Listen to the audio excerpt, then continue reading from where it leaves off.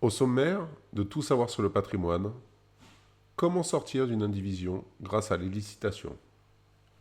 Vous avez dû entendre que nul n'est contraint à demeurer dans l'indivision, et le partage peut toujours être provoqué, à moins qu'il n'y ait été sursis par jugement ou convention. Et pourtant, ceux qui sont confrontés à des successions difficiles comportant des biens en indivision ont du mal à le croire. Car souvent, l'unique solution est la vente des dits biens. Mais elle est seulement possible avec l'accord de tous les indivisaires. Autant dire une véritable mission impossible si l'on souhaite que les intérêts de toutes les parties soient préservés. Heureusement, la justice propose une échappatoire à travers une procédure contentieuse, la licitation. Pourquoi est-il si compliqué de sortir de l'indivision à l'amiable? L'indivision est un régime de propriété par défaut.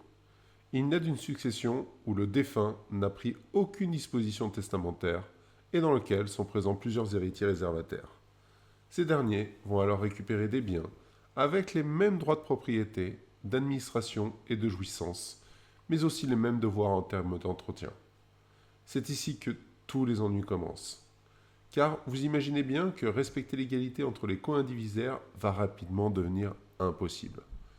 La situation peut demeurer en l'état dans le cas de familles extrêmement soudées. Mais par expérience, la situation risque de rapidement se détendre avec un seul échappatoire, la sortie de l'indivision. Autant on peut partager la majorité des biens meubles dont l'appartenance n'est pas publiée, ce n'est pas le cas des biens immobiliers où l'intervention du notaire sera indispensable en cas de changement de propriété. Condition sine qua non, l'accord de toutes les parties. Sortir d'une indivision de manière amiable nécessite l'accord de tous les propriétaires sur les modalités. Le premier point d'achoppement réside dans le devenir du bien. Car dans les histoires de famille, l'affect est souvent au rendez-vous. On se retrouve très fréquemment dans le cas où au moins un des co-indivisaires souhaite conserver le bien à titre personnel. Nous sommes alors confrontés à des personnes ayant des intérêts divergents. Conserver le bien au meilleur prix ou alors tirer le maximum produit de la vente. Le souci majeur est de trouver le juste prix de vente. Car dans une transaction immobilière, le prix de vente est un sujet sensible de crispation des vendeurs. Cette crispation est d'autant plus difficile à dissiper du fait que l'estimation du prix d'un bien immobilier est loin d'être une science exacte. Vous n'avez qu'à faire appel à plusieurs professionnels de l'immobilier pour vous rendre compte rapidement de ce que cela peut sous-entendre. Difficile de faire son choix lorsqu'on se retrouve avec plusieurs fourchettes de prix. Si vous avez de la chance d'être dans un secteur où le marché immobilier est dynamique, vous pouvez vous référer à la base des données des valeurs foncières, ou DVF. Vous retrouverez les valeurs de toutes les ventes ou donations de biens immobiliers sur votre commune. Charge au vendeur de faire son analyse pour en dégager un prix de vente cohérent avec le marché. Mais gardez bien à l'esprit que le vent ou les vendeurs ont toujours le dernier mot sur le prix de vente désiré. Et malheureusement, la mauvaise foi n'a pas de limite. La procédure de licitation, dernier recours pour sortir de l'indivision. Si toutes les tentatives de conciliation amiable ont échoué, vous n'aurez pas d'autre choix que de passer par la voie judiciaire pour arriver à vos fins, sortir de l'indivision. Le Code civil prévoit, à travers les articles de 1686 à 1688, une issue contentieuse encadrée, la licitation. Définie à l'article 1686 du Code civil, la licitation est la mise en vente aux enchères d'un bien détenu en indivision. Le futur acquéreur peut aussi bien être un tiers que l'un des indivisaires. L'objectif de la vente est de répartir le prix obtenu entre les indivisaires.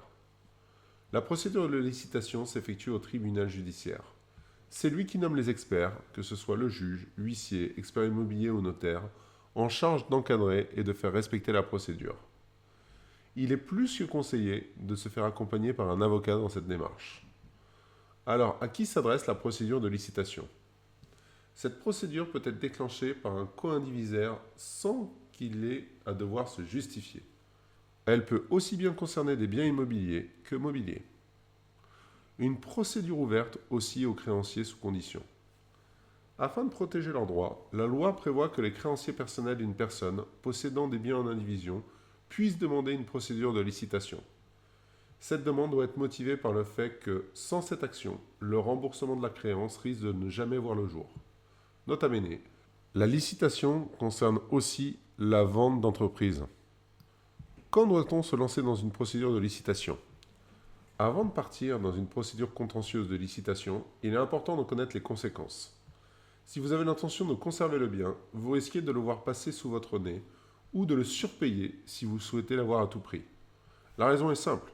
Vous ne maîtrisez absolument pas le nombre d'enchérisseurs ainsi que leur appétence pour le bien. A contrario, si vous souhaitez en tirer un bon prix, vous ne pouvez écarter le risque que le bien parte à sa valeur de mise à prix. Cela peut toujours arriver, surtout si le bien nécessite d'importants travaux. Même si vous pensez être dans vos droits, gardez toujours en tête qu'un mauvais arrangement est souvent bien meilleur qu'un bon contentieux. Car avec la justice et ses aléas, la licitation pourrait se trouver beaucoup moins rentable que vous l'escomptiez.